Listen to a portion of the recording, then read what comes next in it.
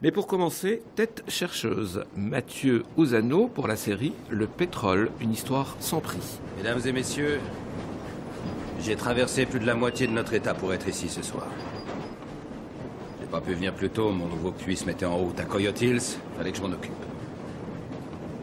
Ce puits produit maintenant 2000 barils et me garantit un revenu de 5000 $ par semaine. J'ai 2 forages en cours et 16 puits en activité à Antelope, alors vous me croirez sur parole si je vous dis que je suis pétrolier. Vous avez une occasion à saisir. Mais n'oubliez pas que vous perdrez tout si vous êtes imprudent. De nombreux hommes vont vous supplier de forer vos terres. Pas plus de 1 sur 20 sera même de le faire. 19 seront des spéculateurs qui s'interposeront entre vous et le pétrolier dans le seul but de s'attribuer une partie des sommes qui vous seront dues. Et même si vous en trouvez un qui a les moyens et la volonté de forer, il pourrait manquer d'expérience.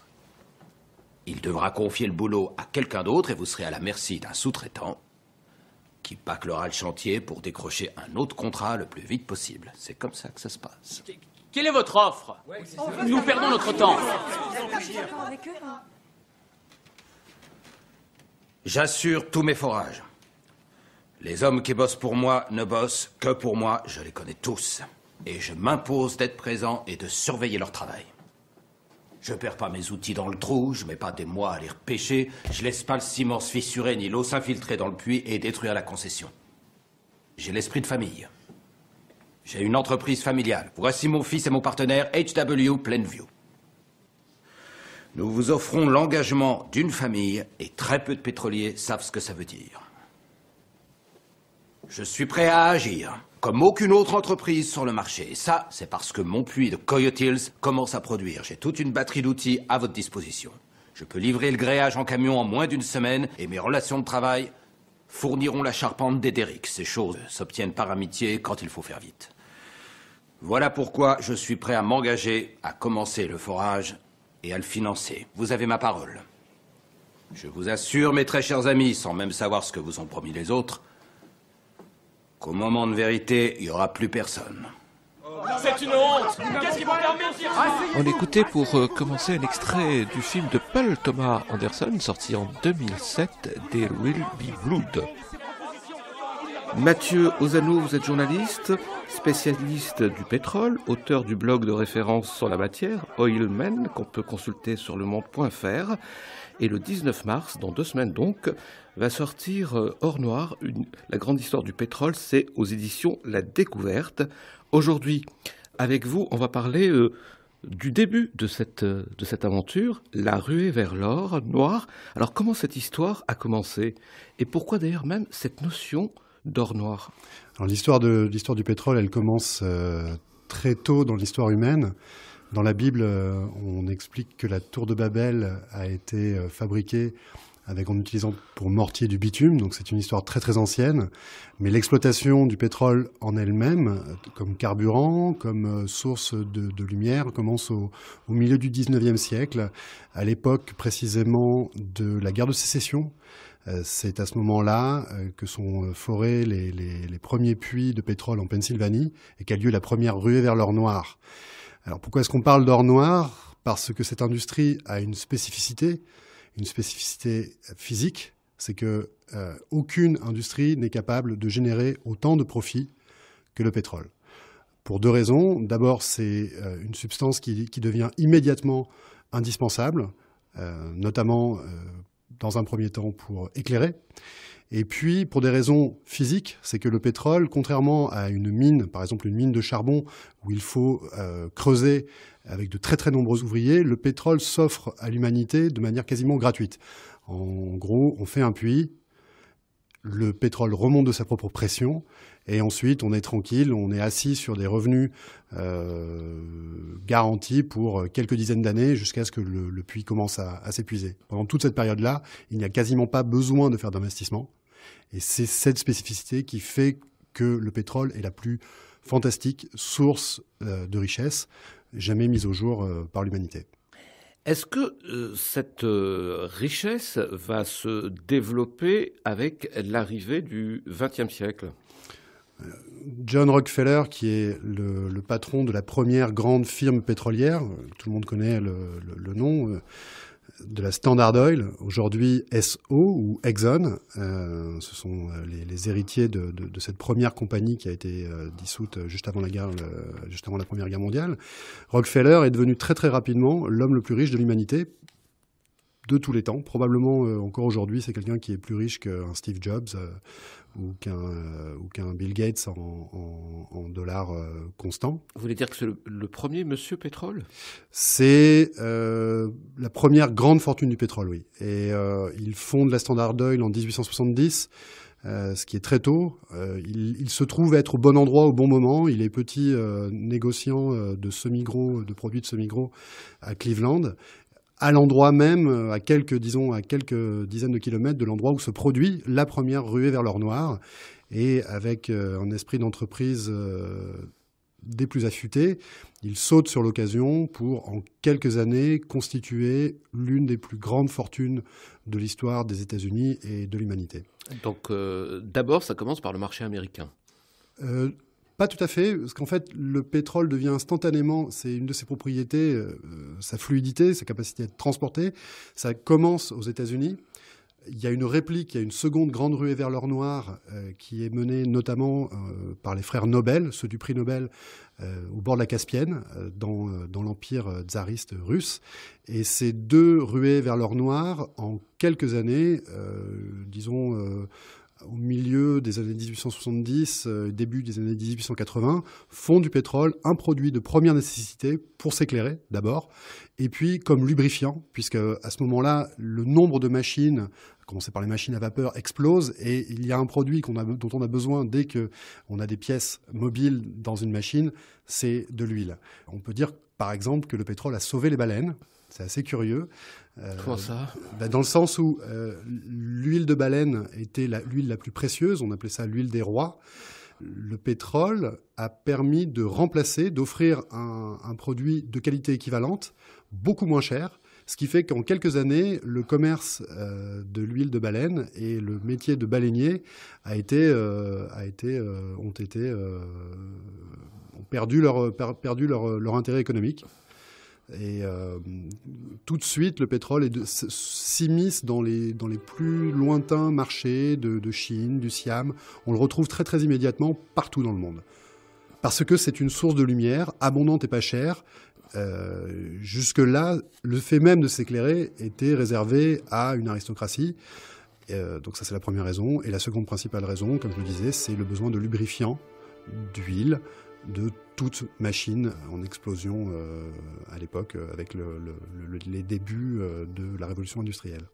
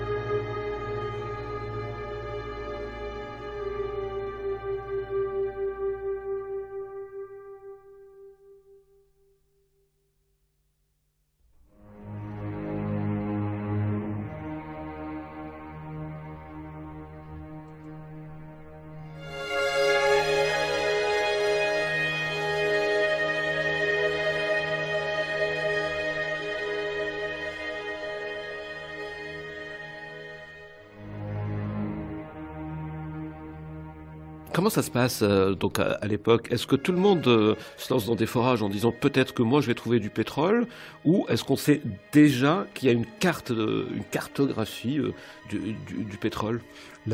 Disons la cartélisation par des grandes compagnies pétrolières commence lentement. Au départ, c'est vraiment la foire d'empoigne, c'est-à-dire qu'on assiste à des scènes ahurissantes de ruées. On a tous vu les images de la ruée vers l'or. Pour le pétrole, c'est pareil, mais en pire, puisque au lieu d'avoir des gens qui filtrent de l'eau dans des rivières à la recherche de petites pépites d'or, là, on a des gens qui, de manière totalement anarchique, se mettent à forer avec les moyens du bord, partout où on trouve des sources de pétrole qui affleurent. Et là, ce sont des visions, on a des photos, on a des témoignages assez cauchemardesques de régions entières où suintent, qui puent littéralement le pétrole, où le pétrole s'écoule, il sèche, ça devient boueux, c'est dangereux. Il y a beaucoup d'émanations inflammables. Enfin, c'est une vision assez cauchemardesque où les gens filtrent, raffinent le pétrole de manière tout à fait artisanale. On voit ça encore aujourd'hui dans certains coins d'Afrique, notamment au Nigeria, c'est-à-dire qu'on chauffe le brut avec les moyens du bord et on l'écrème, on le récupère un peu comme on peut. Et tout ça, il faut imaginer un monde nauséabond et très explosif, très dangereux. Et ça, c'est un peu partout dans le monde, ou vous parlez juste du cas américain? Non, vraiment, dans les premières décennies, c'est vraiment circonscrit à la Pennsylvanie, la mer Caspienne et l'Indonésie. Et ensuite, on a la quatrième grande ruée vers l'or, vers l'or noir, pardon, qui est celle du Texas et qui commence en 1901. Et qui là, pareil, est quelque chose à l'échelle américaine, c'est-à-dire extrêmement violent et totalement anarchique. À quel moment l'économie mondiale se met à être très dépendante de l'or noir? Eh bien, je dirais très rapidement. Le pétrole devient un produit de première nécessité immédiatement avec l'éclairage et les lubrifiants, mais disons que l'addiction de l'humanité au pétrole devient totale à partir du moment, bien entendu, où on commence à développer les premiers véhicules. Donc c'est avec l'automobile? Ouais, c'est avec l'automobile, la belle époque. Là, avec la belle époque, avec l'émergence de Ford, des constructeurs en Europe, de la General Motors, on a le début d'une histoire d'addiction à une matière première qui se poursuit et s'amplifie de jour en jour jusqu'à aujourd'hui. Donc c'est la naissance d'un marché. C'est à partir de cette époque-là. Oui, c'est un marché donc immédiatement mondialisé et immédiatement générateur de profits incommensurables. Je faisais allusion à Rockefeller. C'est intéressant de voir que Rockefeller, avant même la Première Guerre mondiale, a l'occasion de sauver 2 fois Wall Street. Il y a 2 cracks boursiers très importants dans les années 1890 et 1900, au cours desquels, à chaque fois, c'est les profits générés par le pétrole et à travers la Standard Oil qui devient le mastodonte et la pieuvre de l'économie américaine, absolument omniprésente. Ce sont ces profits qui permettent de renflouer, en quelque sorte, Wall Street et de refaire partir la machine du capitalisme naissant. Comment transporter le pétrole? Est-ce que ces questions se posaient au début? Je suppose que si, bien sûr. Mathieu Ozano, est-ce qu'il y a eu des ratés? Est-ce qu'il fallait plus ou moins trouver la meilleure méthode pour transporter l'or noir? Les 2 méthodes principales se placent très vite. Immédiatement, en fait, on les transporte beaucoup par bateau. Les premiers, on ne parle pas encore de tankers à l'époque, ni même de supertankers. On parle en français de bateaux citernes. Les premiers, on les voit apparaître en mer Caspienne. On les transporte aussi sur les grands lacs pour rejoindre les grands ports de la côte est américaine. Et puis, très rapidement, on voit apparaître les premiers oléoducs, les pipelines, qui au départ sont en bois. Le transport du pétrole, de manière générale, se fait avec des réceptacles en bois. Par exemple, aujourd'hui, on parle encore de barils de pétrole. C'est tout simplement parce qu'au départ, on les transportait dans des barils en bois. Et alors, premiers accidents, première catastrophe avec le pétrole? Il y a énormément d'accidents. Le pétrole a fait peur très vite aux populations urbaines notamment. Il y a une anecdote qui est assez amusante, si on veut dire. On parle par exemple en 1871 avec la Commune de Paris. Il y a des personnages qu'on appelle les pétroleuses, qui sont des femmes censées mettre le feu à des bâtiments, détruire des usines, etc. Il se trouve que c'est une légende urbaine. Les pétroleuses n'ont jamais existé. Enfin, les femmes révolutionnaires de la Commune ont existé, mais il y a des études historiques récentes qui montrent qu'elles n'ont jamais mis le feu à quoi que ce soit avec de l'essence. En fait, ce qui se passe, c'est qu'il y avait beaucoup d'accidents. Et que ce produit nouveau, arrivé de nulle part, un peu mystérieux, de l'huile de pierre, pétrole, ça veut dire ça, petraoleum, on ne savait pas trop d'où ça venait, et ça a créé une légende urbaine. Les méthodes de raffinage étaient très rudimentaires, il y avait beaucoup d'escrocs, et il y avait beaucoup d'accidents, puisque en fait le pétrole est un produit une partie du pétrole chimiquement est très volatile. Donc si on raffine pas suffisamment, si les bouteilles ne sont pas suffisamment ou les barils ne sont pas suffisamment fermés de manière hermétique, c'est bien entendu c'est extrêmement dangereux, et les journaux de cette époque-là en Europe, aux États-Unis, sont truffés de récits d'explosions dans des entrepôts, dans des maisons. Tout à fait épouvantable. Est-ce qu'un discours écologique naît à cette occasion ou pas? Ou il faudra attendre quand même le siècle d'après? Alors, un discours écologique par rapport au pétrole, non, c'est un peu prématuré. Il y a certaines choses. C'est assez amusant de voir que le pétrole est une industrie qui n'a pas eu besoin, comme l'électricité ou le nucléaire, de Thomas Edison ou de Marie Curie. Les qualités du pétrole, c'est très simple. Les techniques de raffinage du pétrole, ce sont les techniques qu'on emploie pour raffiner les graisses animales depuis toujours. Donc, il n'y a pas besoin de scientifiques. Et les premiers à faire des critiques de ce produit, ce sont des chimistes qui disent que le travail des raffineurs est très mal fait, qui se comportent un peu comme des cochons. En fait, à l'époque, tout ce qui n'était pas exploitable était couramment déversé dans les rivières. Mais à l'époque, c'était pas vraiment encore un problème suffisamment massif pour que on puisse parler d'un enjeu écologique. C'est un peu trop tôt.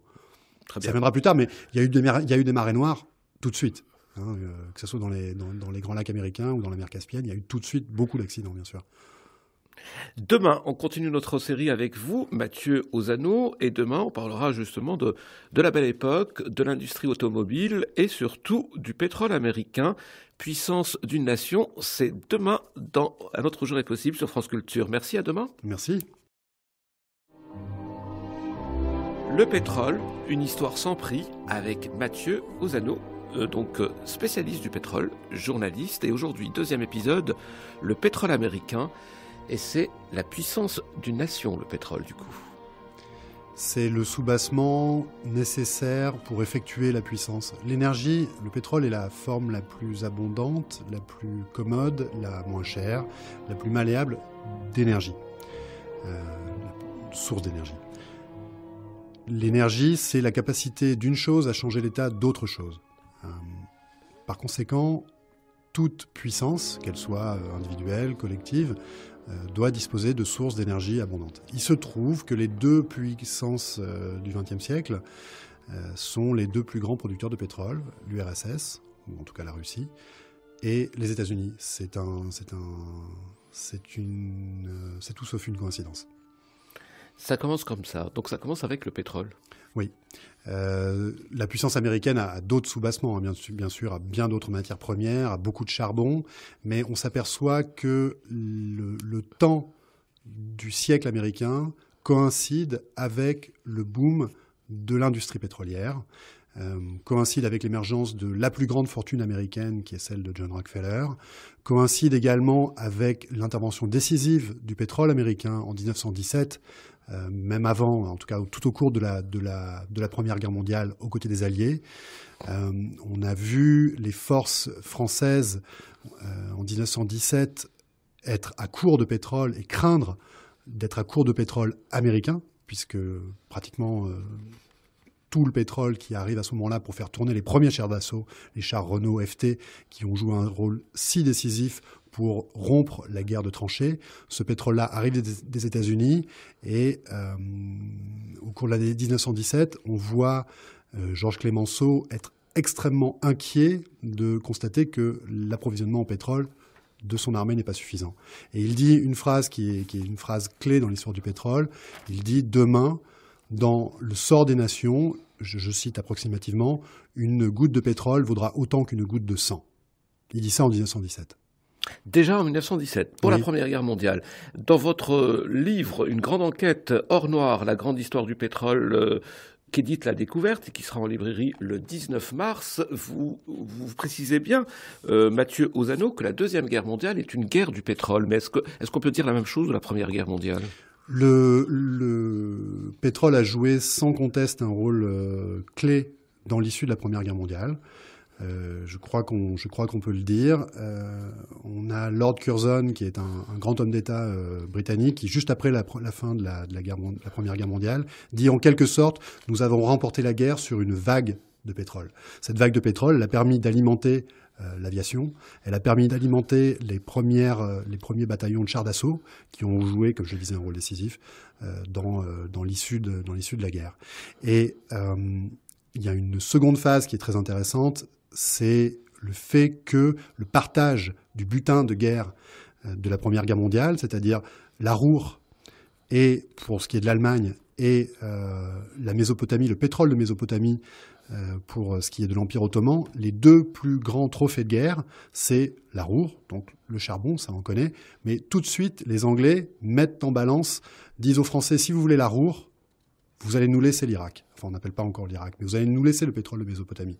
Pourquoi ? Parce que les Anglais ont fait le choix décisif, stratégique, c'est Churchill d'ailleurs, qui était lord de l'amirauté à l'époque, qui fait le choix extrêmement ambitieux, juste avant le début de la Première Guerre mondiale, de passer la Royal Navy du charbon au pétrole.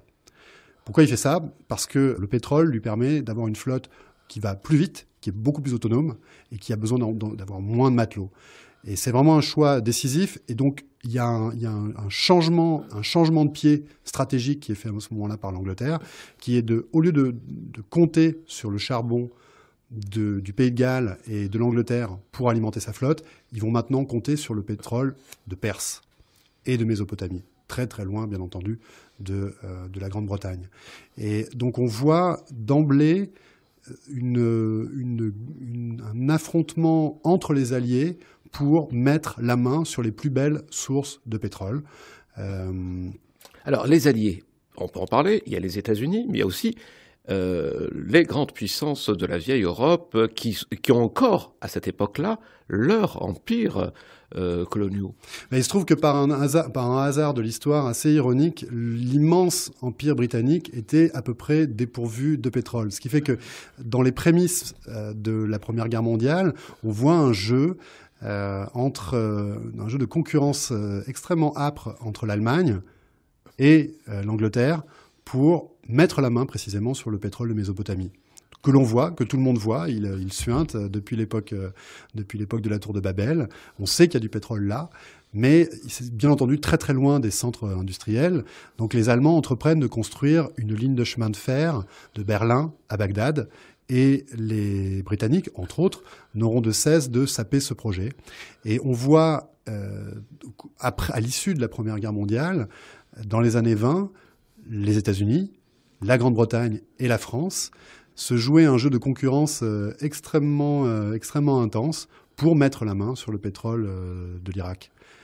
On peut dire que le destin de cette pauvre nation irakienne, qui aujourd'hui vit une guerre depuis plus d'une génération, a commencé il y a très longtemps. Ces soubassements, oui, remontent au lendemain de la Première Guerre mondiale.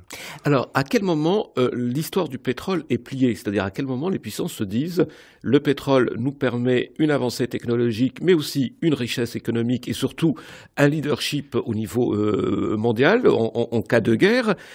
Il faudrait aller récupérer tout le pétrole du monde. » Cette course internationale pour récupérer le pétrole, elle commence après la Première Guerre mondiale ?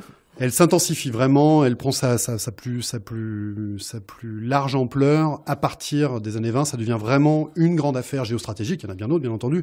Mais l'affaire de l'accès au pétrole devient une grande affaire à partir vraiment du lendemain de la Première Guerre mondiale, au cours de laquelle on s'est aperçu que l'accès au pétrole était décisif à la puissance des nations. C'est une affaire américaine, beaucoup. Les Américains constatent que leurs propres sources de pétrole, qui sont immenses, ne suffisent plus à alimenter la machine économique qui est comme une grande fourmilière dans laquelle le pétrole est comme du sucre jeté et qui intensifie l'activité à peu près sans limite, la seule limite étant la capacité à produire du pétrole. Et à partir des années 20, les États-Unis, au département d'État, ont des spécialistes pétroliers, des gens qui font de la diplomatie et de l'espionnage et du contre-espionnage pétrolier. Et au cours des années 20, on a le président Coolidge qui dit, pour un président américain, cette acuité est quand même très intéressante, il dit que probablement l'accès au pétrole est le facteur décisif de la puissance d'une nation. Il dit ça dans les années 20. Et le président qui lui succède à la Maison-Blanche, le président Hoover, se trouve être un géologue, ce qui n'est pas un hasard. Hein. Ce qui n'est pas un hasard et ce qui est extrêmement significatif, oui.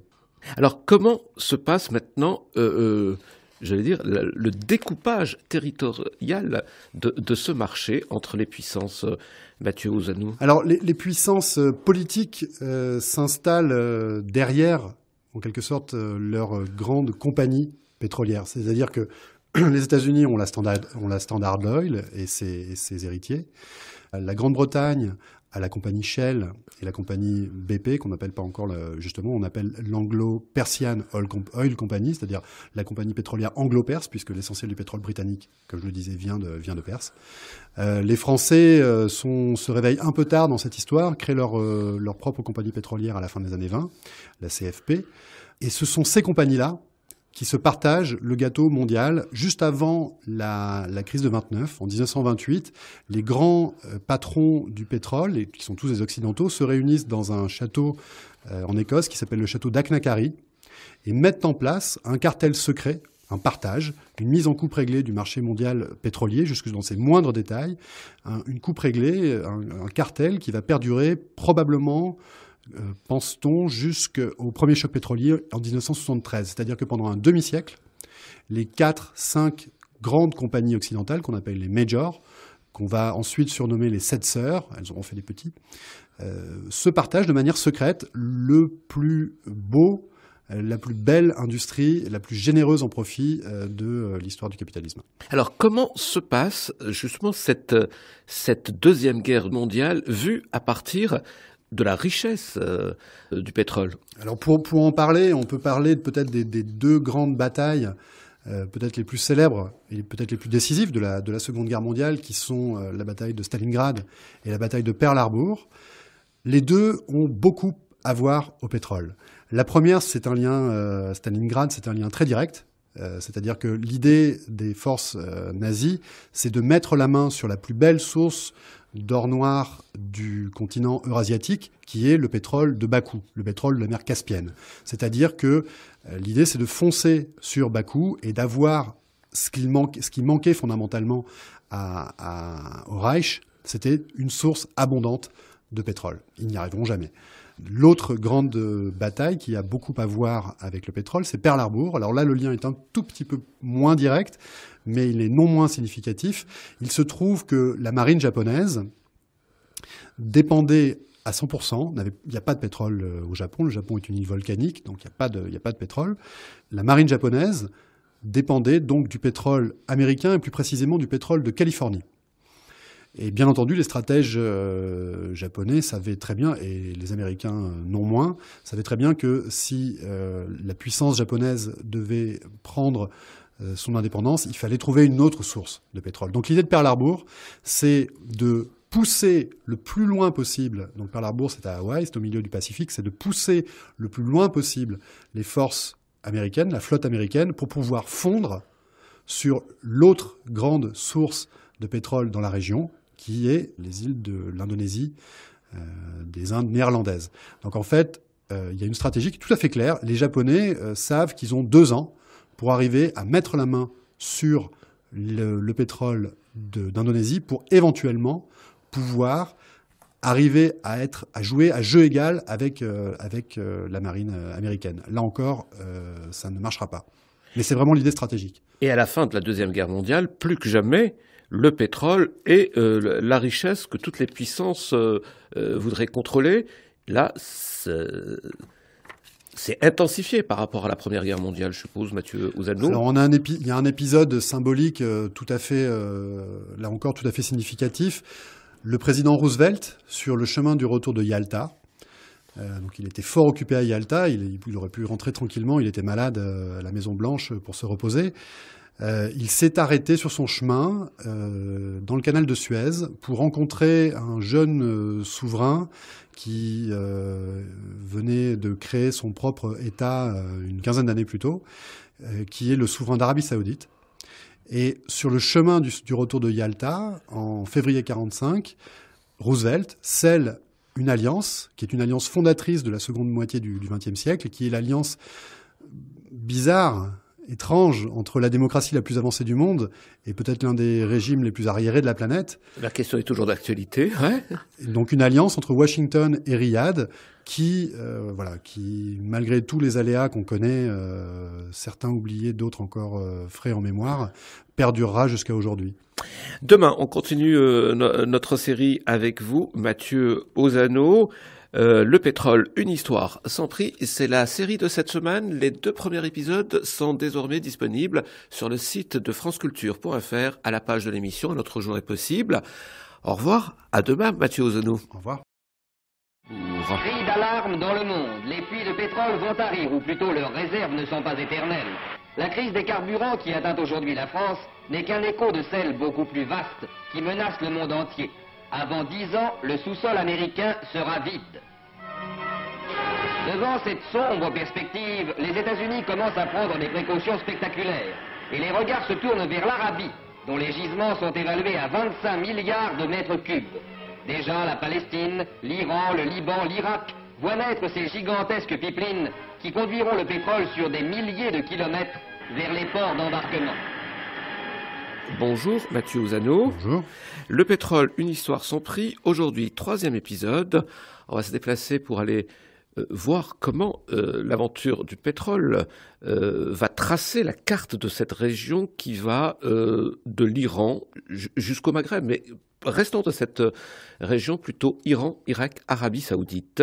3e épisode, donc l'OPEP, un machin particulier. Mais commençons à parler par la richesse en pétrole de cette région, qui va devenir d'ailleurs la source de son malheur.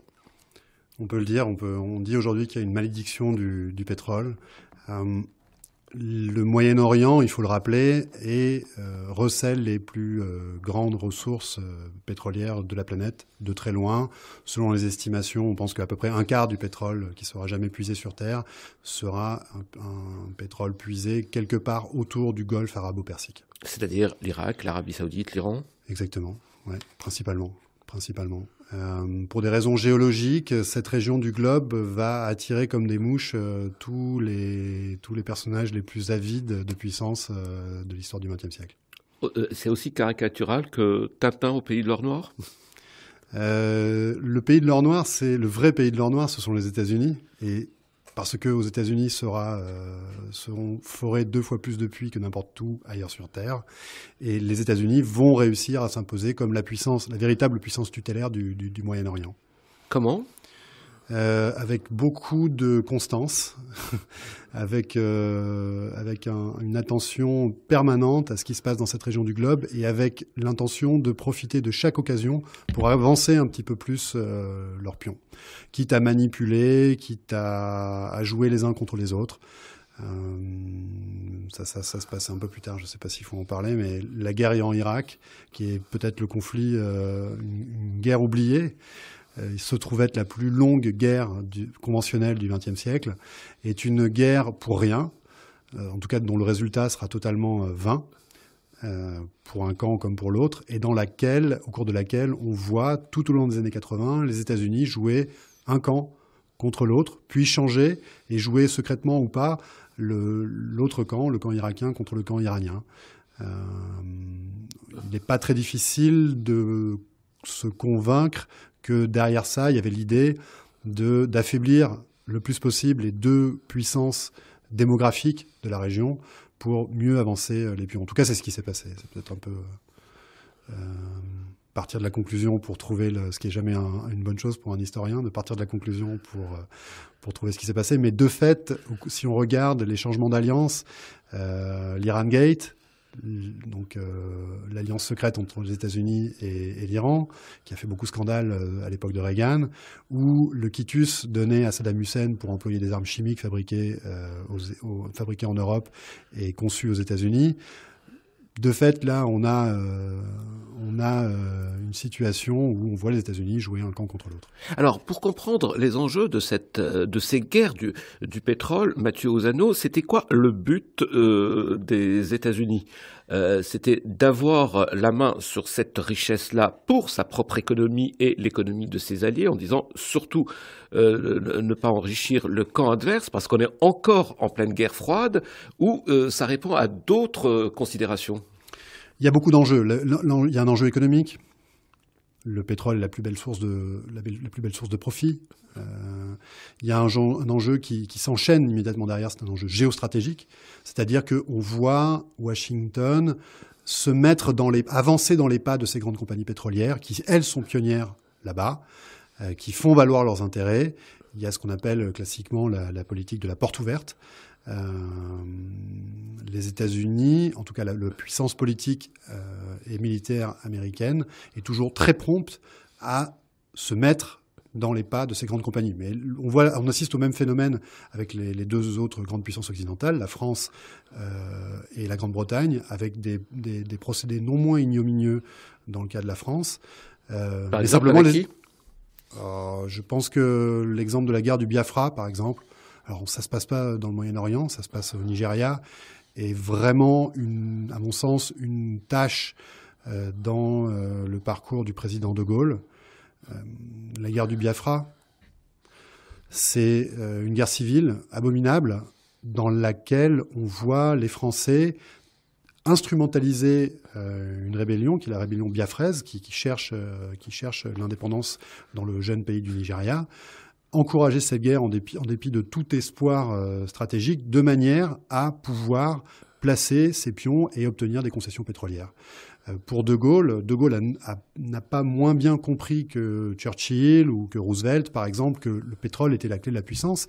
Quand le pétrole est découvert en Algérie, au milieu des années 50, c'est à cette occasion-là que, au cours de sa longue traversée du désert des années 50, De Gaulle fait sa première réapparition publique dans le Sahara pour dire, à propos du pétrole découvert par les Français dans le Sahara, dans le destin de la France, ceci pourrait tout changer. Donc, ces acteurs qui émergent dans l'OPEP, le Nigeria, l'Algérie, tous les autres, le Venezuela, et bien sûr les grands pays pétroliers du Moyen-Orient, émergent contre leur puissance de tutelle, leur puissance pétrolière de tutelle. Le néocolonialisme, on connaît l'exemple avec la France-Afrique, est beaucoup une histoire de pétrole. Les plus grands, ceux qui alimentent le mieux la France-Afrique, c'est le Gabon, c'est le Congo-Brazzaville, c'est-à-dire ce sont des puissances, des pays pétroliers. Comment se crée l'OPEP ? Alors l'OPEP, justement, c'est une bravade au départ, particulièrement menée par l'Arabie Saoudite et le Venezuela, qui, à un moment donné, ce sont des jeunes ingénieurs pétroliers, des jeunes chefs d'État formés aux États-Unis, qui comprennent que les pétroliers occidentaux les entourloupent pas mal sur le partage des profits. Et à un moment donné, il y a un ras-le-bol. Et en 1960, le Venezuela et l'Arabie Saoudite s'entendent pour dire « maintenant, ça suffit. Le pétrole est puisé chez nous. Nous en sommes les seuls maîtres. Et c'est aux compagnies pétrolières de se plier à nos doléances et pas l'inverse. » Alors, au départ, ça marche pas très bien. L'OPEP fait un peu ricaner, c'est un machin, effectivement. Les Occidentaux prennent pas du tout ça au sérieux, et à raison, puisque en fait, toute la technologie, tous les capitaux sont des capitaux occidentaux. La bascule se fera au moment de 73. On y reviendra peut-être, mais à un moment où, pour la première fois, ce ne sont pas les hommes du Sud qui prennent le pas sur les Occidentaux, mais c'est le pétrole qui, pour la première fois, menace de se raréfier. Et du coup, le pouvoir qui échappait aux jeunes puissances pétrolières du Sud leur tombe dans les mains par la grâce de l'avidité de l'économie, par l'énormité des besoins en pétrole une énormité que les puits déjà forés ne suffisent plus à satisfaire. Alors, comment ce choc pétrolier va-t-il changer la donne, Mathieu Ozano? Alors, je développe une thèse dans le livre. Qui va sortir donc le 19 mars. Oui. Or noir, une histoire du pétrole, aux éditions La Découverte. Alors en fait, cette histoire de 73, qui est vraiment un point de bascule dans l'histoire économique contemporaine, on sait que c'est là qu'apparaît le chômage de masse, on sait que c'est là qu'apparaît l'endettement massif des États occidentaux, des vieilles puissances industrielles. Il se trouve que, en général, quand on raconte cette histoire, on la résume par l'avidité de quelques princes arabes capricieux tels que les représentait Tintin dans Tintin au pays de l'or noir. Bien entendu, l'histoire est, comme toujours, beaucoup plus subtile et beaucoup plus compliquée. Je défends la thèse, je ne suis pas le seul, que cette histoire de 73 a pour origine un point très particulier de l'histoire du pétrole, un point qui n'a rien à voir avec la politique, rien à voir avec l'économie, mais qui est un point écologique, j'ai envie de dire, en tout cas géologique. C'est le point à partir duquel la production américaine, donc de la plus grande puissance pétrolière mondiale, commence à décliner. C'est-à-dire que le verre commence à se vider, et ce point intervient en 1970. À partir de 1970 et jusqu'à l'émergence du pétrole de schiste aujourd'hui, les États-Unis seront, pour des raisons physiques, géologiques, incapables de maintenir leur première source de puissance économique. Et pourquoi ? Parce que pendant ce temps-là, la recherche avançant, les industries automobiles, entre autres, nécessitent beaucoup plus de cette énergie-là. Les 30 Glorieuses, c'est une histoire d'abondance énergétique. Ouais. Ce qui permet les taux de croissance des années 50-60, c'est très clair, c'est le fait qu'on a de l'énergie en abondance, à profusion, à un prix dérisoire, et que c'est ce sucre lancé sur la grande fourmilière de l'économie mondiale qui lui permet de s'exciter comme jamais dans l'histoire de l'humanité. Et il se trouve qu'à la fin de cette période, on assiste à ce phénomène qui est donc ce qu'on appelle le pic pétrolier américain, c'est-à-dire le point à partir duquel, en 1970, les États-Unis assistent à un déclin géologique de leur plus belle source de pétrole, au Texas, dans l'Oklahoma, en Californie. Mais c'est quand même la grande puissance mondiale, c'est-à-dire tout le reste, c'est-à-dire les pays du Proche-Orient par exemple, sont acquis aux Américains, c'est-à-dire que c'est aussi un réservoir pour leur économie. C'est à partir de 1970 et le pic pétrolier américain que les États-Unis vont concentrer plus que jamais leur attention géostratégique sur le Golfe Persique, puisqu'il y a beaucoup plus de pétrole dans le Golfe Persique que n'importe où ailleurs dans le monde. Et je pense qu'à partir de 1970-1973 commence la longue séquence géostratégique qui nous amène aujourd'hui jusqu'à Daesh en Irak. Pour moi, il y a une continuité en passant par Al-Qaïda, en passant par les guerres du Golfe.